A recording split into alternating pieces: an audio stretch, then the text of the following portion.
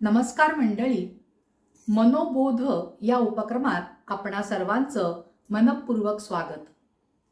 मंडळी, आज आपण मनोबोध म्हणजेच मनाचे श्लोक ह्याच्यातला जो दुसरा श्लोक आहे तो श्लोक आज आपण समजावून घेणार आहोत, त्याचं निरूपण बघणार आहोत. सगळ्यात आधी आपण तो जो श्लोक आहे तो श्लोक म्हणणार आहोत. मना सज्जना भक्ती पंथेची जावे, तरी श्री हरी पाविजे तो स्वभावे. जनी निंद्यते सर्व सोडोनि द्यावे, जनी वंद्यते सर्व भावे करावे. जय जय रघुवीर समर्थ. श्रोते हो, हा जो दुसरा श्लोक आहे या दुसऱ्या श्लोकामधनं समर्थ रामदासांना मनासाठी काय प्रबोधन करायचं आहे ते आपण समजावून घेणार आहोत. या श्लोकामध्ये समर्थांनी मनाला सज्जन असं म्हटलं आहे. मन खरंच सज्जन आहे का? या बाबतीत समर्थ रामदासांची भूमिका एखाद्या मानस शास्त्रज्ञासारखी आहे. कारण समर्थांना पक्क ठाऊक आहे की मन हे अतिशय अवखळ आहे, अतिशय नाठाळ आहे, अतिशय चंचल आहे. तरी सुद्धा या मनाच्या मदतीनेच मोक्षाची साधना आपल्याला करायची आहे. हे मनच आपल्याला भगवत दर्शन घडवून आणणार आहे. मुळात मन हे चांगलं आहे मंडळी. लहान मुलांची मनं किती निष्पाप आणि निरागस असतात हे आपण पाहतो, जाणतो. पण कुसंस्कार आणि कुसंगत ह्याच्यामुळे मन बिघडतं. मन हे आपल्या कुटुंबातल्या अटळ व्यक्तीप्रमाणे अटळ असतं. म्हणजे कुटुंबातल्या व्यक्ती कशा अटळ आहेत, त्यांना आपल्याला सोडून जाता येत नाही. तर आपण या मनाला सोडून जाणार कसं काय? म्हणून मनाचा त्याच्या दोषांसकट आपण मनापासून स्वीकार करायला हवा. मन हे लहान मुलासारखं आहे. लहान मुलांकडनं जेव्हा आपण एखादं काम करून घेतो त्यावेळेला लहान मुलांना अंजारून गोंजारून सांगावं लागतं. आणि म्हणूनच समर्थ इथे मोठ्या युक्तीने आपल्या मनाला सज्जन असं संबोधत आहेत. मनाचं फार दमन करून भागत नाही मंडळी. तसं जर का केलं ना तर ते उसळतं. मन हे लहान मुलासारखं आहे. मी मगाशीच म्हटलं, लहान मुलाला जसं फार शिस्तीतही ठेवता येत नाही किंवा त्याचे फार लाडही करून चालत नाही, मनाचं अगदी तसंच आहे.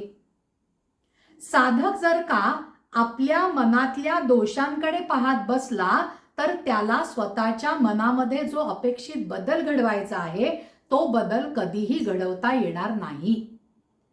खरं सांगू का मंडळी, मन हे अतिशय नाजूक आहे. काचेचं भांड कसं नाजूक असतं, त्याला नाजूकपणेच हाताळावं लागतं. मनाचं अगदी तसंच असतं हो. एकदा एक गुरुदेव आपल्या शिष्याला विचारतात. काय विचारतात? तो जो शिष्य असतो त्यांचा, तो संगीतातला जाणकार आहे बरं का. ते गुरुदेव त्याला विचारतात की तंबोऱ्याच्या ज्या तारा आहेत त्या घट्ट पिळल्या तर काय होईल? तो त्यांचा शिष्य सांगतो की तारा तुटून जातील. गुरुदेव पुन्हा त्याला विचारतात, जर का तंबोऱ्याच्या तारा सैल ठेवल्या तर काय होईल? शिष्य ताबडतोब म्हणतो की त्यातून संगीत निर्माण होणार नाही. हे ऐकल्यानंतर गुरुदेव त्याला समजावतात की आपल्या मनाचं आणि इंद्रियांचं सुद्धा तसंच आहे. त्यांना खूप ताणता येत नाही किंवा त्यांना खूप सैलही ठेवून चालत नाही. आपलं हे जे मन आहे हे अतिशय विक्षिप्त आहे हे समर्थ रामदासांना माहितीच होतं. आपल्या मनाच्या खूप साऱ्या खोड्या असतात हो. म्हणजे आपल्या मनाला जर का आपण सांगितलं ना की एखादी गोष्ट करायची नाही, तर आपलं मन नकळतपणे कळतपणे तीच गोष्ट करायला धजावतं. त्या बाबतीतला एक सुंदर किस्सा आहे किंवा एक उदाहरण आहे मंडळी, की एका वैद्याकडे एक रुग्ण जातो आणि वैद्य त्याला औषधाच्या पुड्या देतात. आणि त्या पुड्या देताना वैद्य त्या रुग्णाला सांगतात की हे औषध घेताना तू उंट या प्राण्याची आठवण होऊ देऊ नकोस. आता वस्तुतः मला सांगा की औषध घेताना उंट आठवण्याचं कारणच काय? पण वैद्य त्याला तसं सांगतात. आणि खरोखर ज्या वेळेला तो रुग्ण ते औषध घेतो त्यावेळेला त्याला हटकून त्या उंटाची आठवण येतच असते मंडळी. म्हणजेच ह्याच्यामधनं काय आपल्याला शिकायला मिळतं या उदाहरणामधनं, की मनाला कुशलतेने समजावून सांगण्याची गरज आहे आणि त्याला प्रेमाने सांभाळून घेण्याची गरज आहे. आणि म्हणूनच समर्थ इथे भक्ती मार्गाने जा असं मनाला एवढ्यासाठीच सांगत आहेत की मन जर का अपेक्षित बदल घडवू शकलं नाही तर दुःखी होतं. कारण माणूस मुळातच कमजोर आहे. त्याच्यामुळे जर का आपण भगवंताला शरण गेलो किंवा भगवंताची प्रार्थना केली तर भगवंताची मदत आपल्याला निश्चितच मिळू शकते, हे समर्थ रामदासांना माहिती आहे. आणि म्हणूनच त्यांनी सांगितलेलं आहे की स्वतःमधल्या दोषांचं चिंतन करण्यापेक्षा भगवंताचं चिंतन करा, भगवंताला शरण जा. कारण मन हे भगवंताच्या सहाय्याने आपल्याला लवकर वश होतो, आपल्या ताब्यात येतं. भगवान रामकृष्ण परमहंस होते ना, ते म्हणायचे की अंधार अंधार म्हणून ओरडू नका हो, पूर्वेच्या दिशेने चालत राहा म्हणजे आपोआप प्रकाशाची प्राप्ती तुम्हाला होईल. आता हे उदाहरण सांगण्याचं कारण म्हणजे आपल्याला समर्थ रामदासांनी हेच सांगण्याचा प्रयत्न केलेला आहे. तुम्हाला जर का मनावरती संयम ठेवायचा असेल, मनाला काबूत ठेवायचं असेल तर नुसतं संयम हवा संयम हवा असं ओरडत बसू नका. त्या मार्गाने चालत राहा आणि तो मार्ग म्हणजे भक्ती पंथाचा मार्ग आहे, भक्तीने चालण्याचा मार्ग आहे. लक्षात येतंय आपल्या श्रोते हो की समर्थ मनाला चुचकारत काय सांगता आहेत, कोणत्या वाटेवर नेता आहेत, तर भक्ती पंथाच्या वाटेवरती चालायला ते सांगत आहेत. अजून एक मला या ठिकाणी नमूद करावंसं वाटतं की समर्थ रामदासांनी या ठिकाणी भक्ती मार्गाला जायचंय मनानी हे अजून एकदा का सांगितलेलं आहे, त्याचं अजून एक दुसरं कारण म्हणजे भक्ती मार्ग हा सामान्य माणसाला अतिशय जवळचा वाटणारा मार्ग आहे. आणि म्हणूनच समर्थ रामदास भक्तीच्या मार्गाने जायला सांगतात. ज्ञानेश्वर महाराजांनी सुद्धा आपल्या अभंगामध्ये म्हटलेलं आहे, ज्ञानेश्वरी मध्ये म्हटलेलं आहे, देख मनुष्य जात सकळ स्वभावतः भजनशीळ. भक्ती करणं हा माणसाचा स्वभाव आहे आणि भक्तावर कृपा करणं हा भगवंताचा स्वभाव आहे. म्हणून श्रीमद दासबोधामध्ये सुद्धा समर्थांनी लिहून ठेवलेलं आहे, भक्तीचेन योगे देव निश्चये पावती मानव. आता हे जे मन आहे या मनासाठी भक्ती मार्गाने जाण्यासाठी अजून एक स्वाभाविक कारण मला या ठिकाणी दिसतं, ते म्हणजे भक्ती मार्गामध्ये कोणताही गुंता नाही. भक्ती मार्गामध्ये मन हरवण्याची शक्यता अजिबात नाही, मन चुकणारही नाही. उलट चुकलेल्या मनाला आपल्या या भक्तिपंथामध्ये पावन करून घेण्याची क्षमता आहे. आणि म्हणूनच वाल्याचा वाल्मिकी बनतो, साधा जो ध्रुव बाळ आहे तो अढळ बनतो. सप्तर्षी आजही आकाशामध्ये विहरत आहेत. या भक्तीमुळे, या भक्ती मार्गामुळे आपल्या मनाला प्रचंड आधार मिळतो.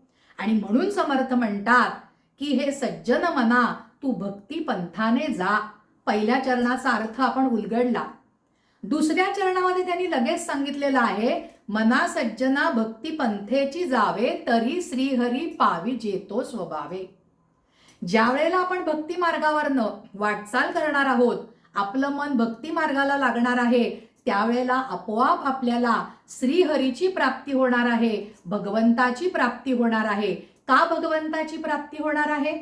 याच्यामधनं काय रामदासांना सूचित करायचं आहे की हे मना तू सज्जन आहेस. तू सज्जन असल्यामुळे तुला वाईट वागता येणारच नाहीये.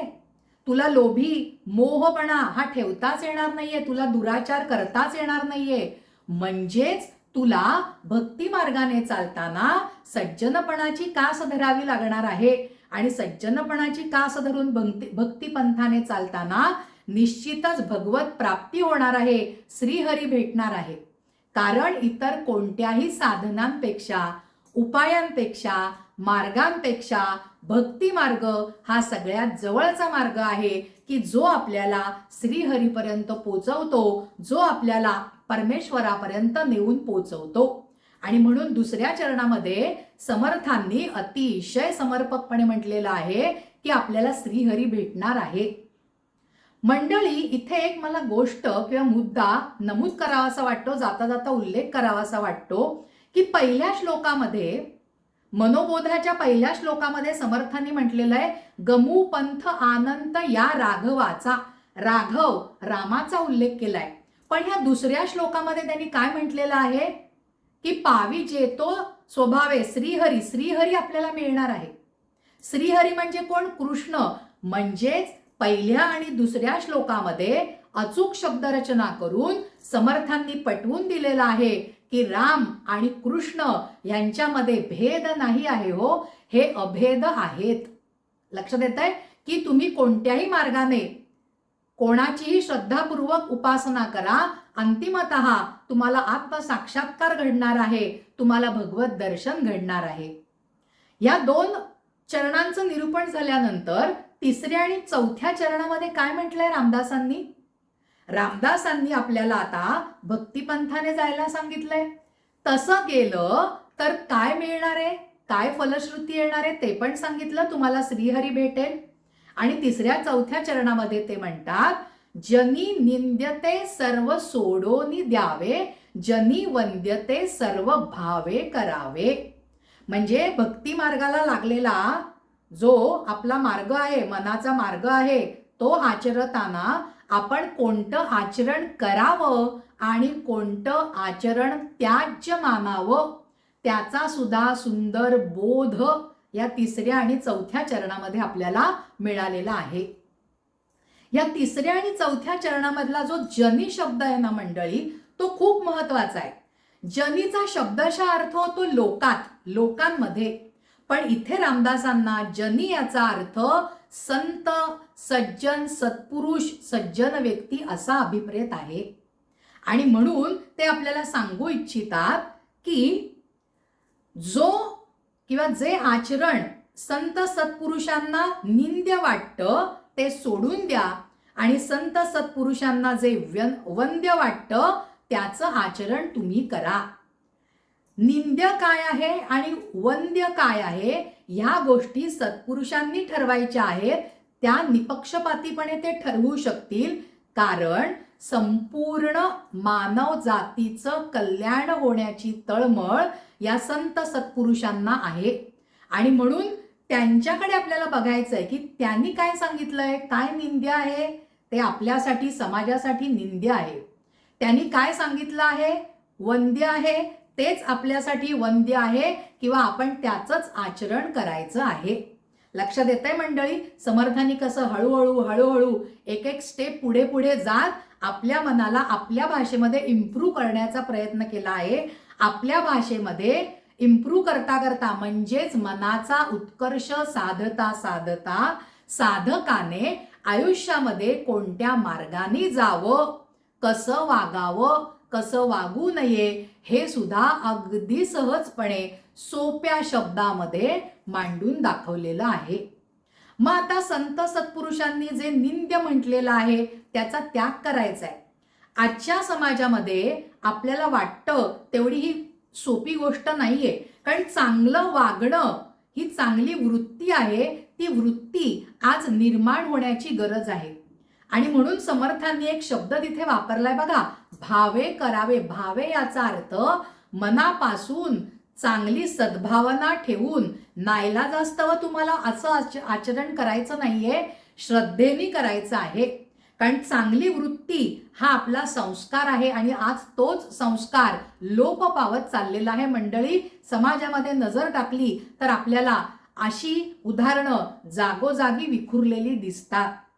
कारण मंडळी, संस्कार जो आहे तो क्षणभंगूर सुखापेक्षा थोर असतो हो.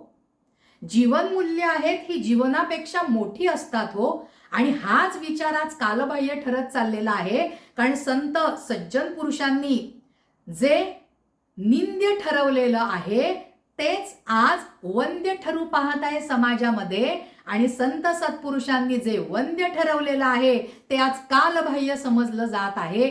म्हणजे चांगलं वागणं हा आज एक आव्हान ठरण्याचा प्रकारे आपल्या पुढचं आव्हान आहे. प्रवाहाविरुद्ध पोहण्याचा जणू काही हा प्रकार आहे. परंतु आपण तो नेटाने करायचा आहे. आणि ते करण्यासाठी समर्थांनी पहिल्याच चरणात सांगितलेलं आहे की तुम्ही भक्ती पंथाची वाट आहे ती निवडा. म्हणजेच निंद्य गोष्टी टाळणं तुम्हाला सुखकर जाईल आणि वंद्य गोष्टी त्यानुसार वागणं तुम्हाला सुलभ जाईल. लक्षात घ्या, साधकाला थोडे कष्ट पडले तरी चालतील, पण त्यांनी प्रेयस मार्ग निवडायचा नाहीये, त्यांनी श्रेयस मार्ग निवडायचा आहे. प्रेयस म्हणजे जे निंद्य आहे ते, आणि इथे श्रेयस म्हणजे जे वंद्य आहे ते, जे चांगलं आहे ते आपल्यामध्ये बाणवा, असं त्यांनी अगदी सोप्या शब्दामध्ये आपल्याला सांगितलेलं आहे. मग निंद्य गोष्टींचा त्याग करा म्हणजे कशा कशाचा त्याग करा असं त्यांना सांगायचं आहे. सगळं आपल्यामध्येच आहे. समाजामध्ये नजर टाकली तर कळतं. निंद्य गोष्टी कोणत्या की ज्याला समाज मान्यता मिळते आहे. भ्रष्टाचार करा, एका रात्रीत झटपट पैसा मिळवा, तुमचं शील चारित्र्य ह्या गोष्टी दुय्यम मानल्या गेलेल्या आहेत समाजामध्ये. ह्या गोष्टी ज्या आहेत ह्या निंद्य गोष्टी आहेत. तुमचे जे षड्रिपू आहेत त्यांच्या योगाने चाला हे सुद्धा निंद्य लक्षण आहे. मग ते आपल्याला टाकायचं असेल तर वंद्य काय करायचं आहे? भ्रष्टाचार करू नका, सदाचाराने वागा, प्रामाणिकपणाने वागा, कष्टाने पैसा मिळवा. जो पैसा तुमचा कष्टाचा नाही तो माझा आहे असं समजून कुठल्याही लांडी लबाड्या करू नका. तो वंद्य मार्ग आहे, जो भगवंताप्रती तुम्हाला पोचवणारा मार्ग आहे. प्रामाणिकपणे राहा, सत्याची कास सोडू नका. म्हणून आपल्याकडे हिंदीमध्ये म्हटलं जातं की सत्य परेशान हो सकता है पण पराजित होत नाही. पराजित नाही हो सकता, तो पराजित होत नाही. सत्य हे सत्यच असतं. आणि संपूर्ण साधकाची जी पायाभूत बैठक आहे ही या सत्यावरती अवलंबून असते. आणि म्हणूनच समर्थ आपल्याला सांगतात, जनी निंद्यते सर्व सोडोनी द्यावे, जनी वंद्यते सर्व भावे करावे. भावे मनापासून करा, कटकट म्हणून, कोणीतरी लादलंय म्हणून करू नका. जेव्हा तुम्ही आपणहून उत्स्फूर्तपणे श्रद्धापूर्वक असं आचरण कराल त्यावेळेला मला सांगा, आपला जीवनाचा जो मार्ग आहे तो किती सुखकर होईल. आपला जो आयुष्य जगण्याचा मार्ग आहे तो किती समाधानकारक होईल. आणि हेच समर्थांनी या दुसऱ्या श्लोकामध्ये आपल्याला उलगडून सांगितलेलं आहे. आणि म्हणून ते म्हणतात, मना सज्जना भक्ती पंथेची जावे, तरी श्रीहरी पावी जेतो स्वभावे, जनी निंद्यते सर्व सोडोनी द्यावे, जनी वंद्यते सर्व भावे करावे. लक्षात आलाय अर्थ श्रोते हो? मंडळी, आज आपण मनोबोध याच्यामधला जो दुसरा श्लोक आहे त्याचा अर्थ, त्याचं निरूपण समजावून घेण्याचा प्रयत्न केला.